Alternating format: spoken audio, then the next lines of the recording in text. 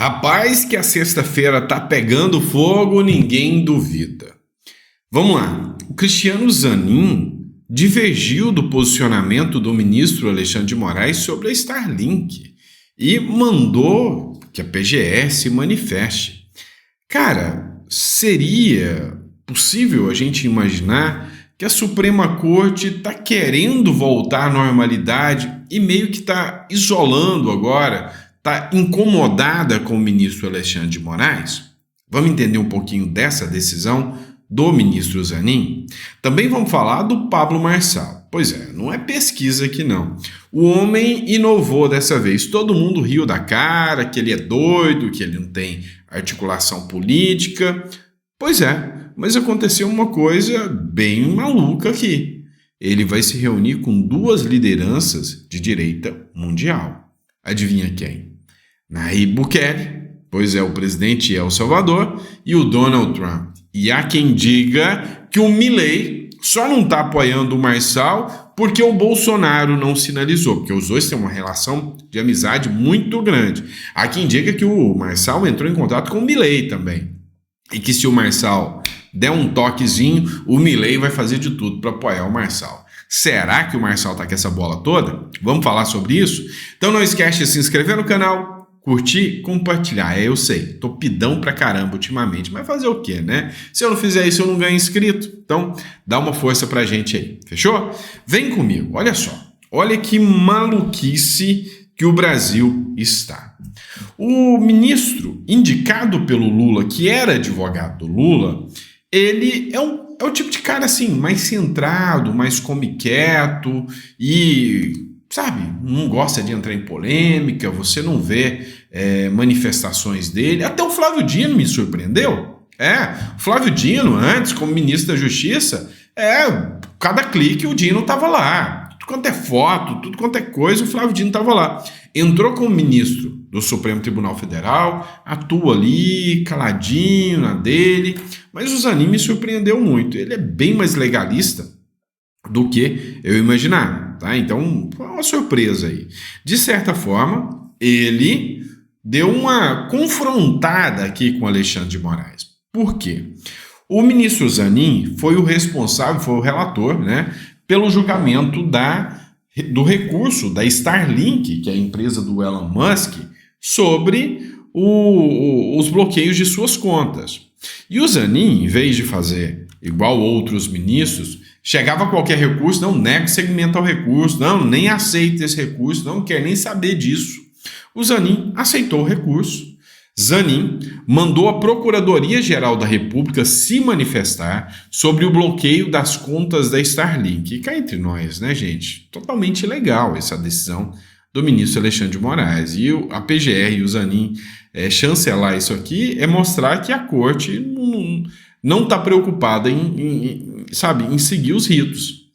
O ministro Cristiano Zanin, do Supremo Tribunal Federal, mandou para a Procuradoria-Geral da República um recurso apresentado pela empresa de satélite Starlink contra a decisão dele, que manteve outra decisão do ministro Alexandre de Moraes pelo bloqueio das contas bancárias e ativos financeiros da companhia que pertence ao bilionário Elon Musk. Abre aspas, manifeste-se a Procuradoria-Geral da República sobre o agravo regimental interposto, disse o ministro.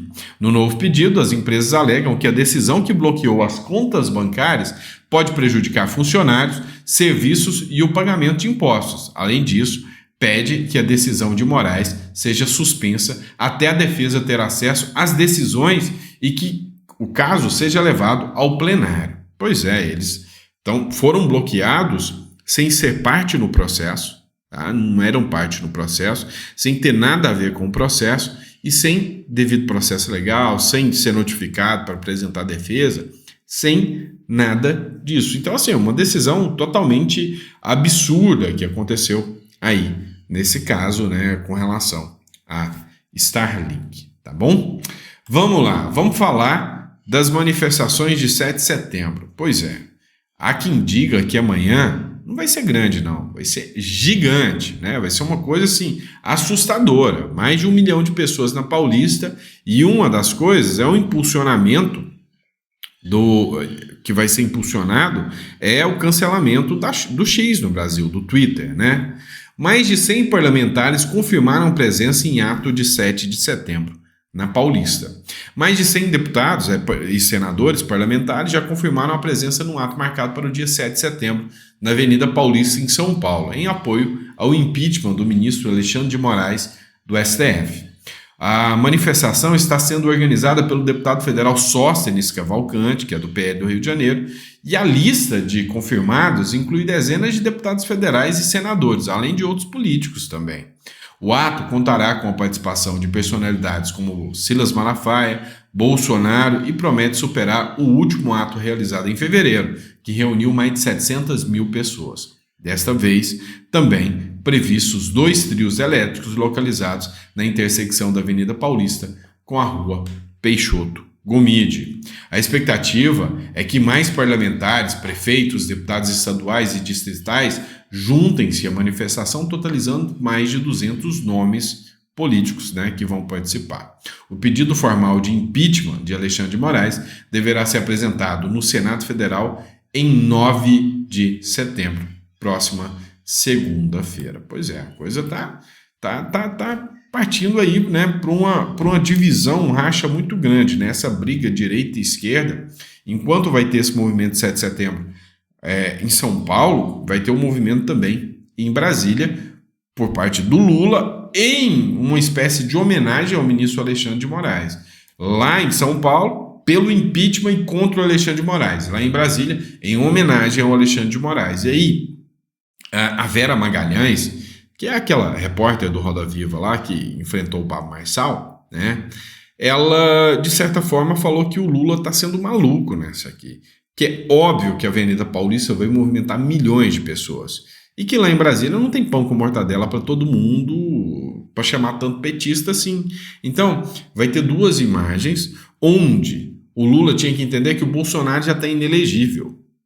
Enquanto isso, o Lula está dando força. Por quê? Porque vai fazer uma comparação de movimentos. E é óbvio que o movimento da direita vai ser 1000 vezes maior do que o movimento do Lula. Afinal, o Lula não consegue reunir nem sua pequena militância do MST mais, quem dirá reunir o povo nas ruas. Mas vamos lá, vamos falar do Pablo Marçal, né? Rapaz, o homem tá com tudo, tá? Pablo Marçal viaja para reuniões com o presidente de El Salvador e Donald Trump. Todo mundo achou que ele estava conversando fiado, mas olha só, o candidato à prefeitura de São Paulo, Pablo Marçal, embarcou para uma viagem internacional nessa quinta-feira, com o objetivo de encontrar o presidente de outros países. Oi, tô embarcando, respondeu Marçal ao jornal A Folha de São Paulo, às 7h21 da manhã. Ao ser perguntado se viajaria para fora do país, Pablo Marçal confirmou sim, disse: encontrar um presidente. Entre os destinos estão El Salvador, onde deve se reunir com o presidente Nayib Bukele, e os Estados Unidos, onde tenta agendar encontros com Donald Trump e Rudolph Giuliani. Pode ser que o Pablo Marçal surpreenda aí, né, com o apoio do Trump e do Bukele. O Pablo Marçal olha só. Vai embarcar para fazer campanha fora do país. Ele expandiu, não está só em São Paulo não, Pedro Venceslau. Vai para El Salvador e ainda tem uma audiência com o presidente. Qual é a ideia desse encontro? Como é que ele vai vender essa estratégia internacional aqui na campanha? Olha, é uma viagem que a princípio nem consta da agenda. Quem revelou primeiro foi a Folha de São Paulo, depois eu confirmei com auxiliares do Pablo Marçal. Ele embarcou já hoje pela manhã para El Salvador. Ele já tinha feito uma promessa nesse sentido depois do debate da Gazeta e do My News. Disse ali que ia mudar a sua postura nas próximas fases da campanha e queria fazer um giro internacional. Na hora ninguém deu muita bola ali, parecia mais um factoide. Mas hoje, de fato, ele embarcou. Fez mistério, mas os assessores dele me confirmaram que ele foi para El Salvador, onde espera ter uma audiência com Nayib Bukele, o presidente lá de El Salvador, que foi reeleito com 80% dos votos. É um herói da extrema-direita porque faz um discurso muito duro da segurança pública, no combate ao crime organizado e etc. Agora, quando ele volta desse dito giro internacional, ainda é um mistério. Os auxiliares do Pablo Marçal dizem o seguinte, que ele pretende encontrar, depois de El Salvador, nos Estados Unidos, ninguém menos do que o ex-presidente Donald Trump e também o ex-prefeito de Nova York, Rudolph Giuliani.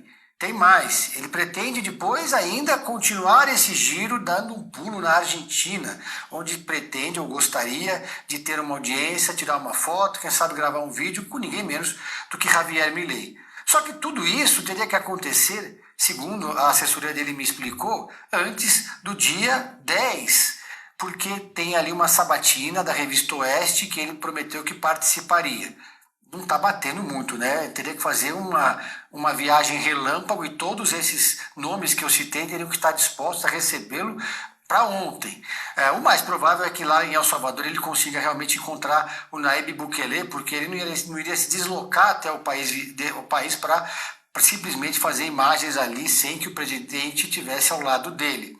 Mas o curioso é que ele faz esse giro internacional no momento em que a campanha dele começa a mostrar uma certa fadiga de material com essa estratégia de fazer factoides, de gritar e criar confusão e fazer espuma.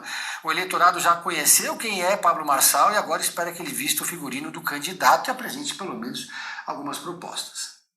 Então, vamos lá. A UOL, a turma aí tá pirada, né? Ontem saiu uma pesquisa dizendo que o Pablo Marçal tá à frente das pesquisas. Logo depois foi rebatido com outra pesquisa que o Boulos está à frente com 21%. O Marçal e o Nunes empatados com 20% cada. Não acredito nessa segunda pesquisa.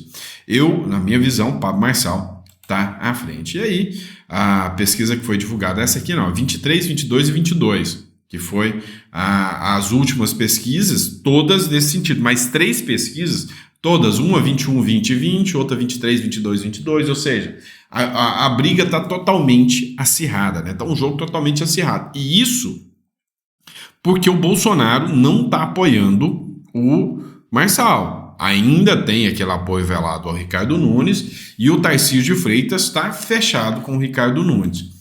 E o incrível é que o Tarcísio de Freitas começou a ser atacado pela imprensa agora de direita. A imprensa que geralmente tinha só elogios ao Tarcísio agora começa a partir para cima do Tarcísio. Olha só essa matéria da Gazeta do Povo. A Secretaria de Tarcísio tem um edital de 3 milhões de reais para implementar e incentivar a cultura LGBTQIA+. A Secretaria de Cultura, Economia e Indústrias Criativas da gestão Tarcísio de Freitas, em São Paulo, acaba de encerrar um edital que destinará 3 milhões para projetos culturais de fortalecimento da cultura LGBTQIA+. As inscrições foram abertas em 17 de julho de 2024 e se encerraram no último dia 26. De acordo com o edital, que ocorre no âmbito do Programa de Ação Cultural PROAC, o recurso será direcionado para iniciativas de natureza cultural, artística e formativa de que contemplem as manifestações culturais da comunidade LGBTQIA+. Né? Aumentou umas letras aqui, viu? Envolvendo um conjunto rico e heterogêneo de expressões simbólicas e culturais, né? LGBTQIA+. O documento afirma ainda que essas expressões são constantemente recriadas e adotadas de referências importantes para a construção de identidade por indivíduos, grupos e comunidades, contribuindo para a sua continuidade e para a manutenção dinâmica de diversidade cultural no estado de São Paulo.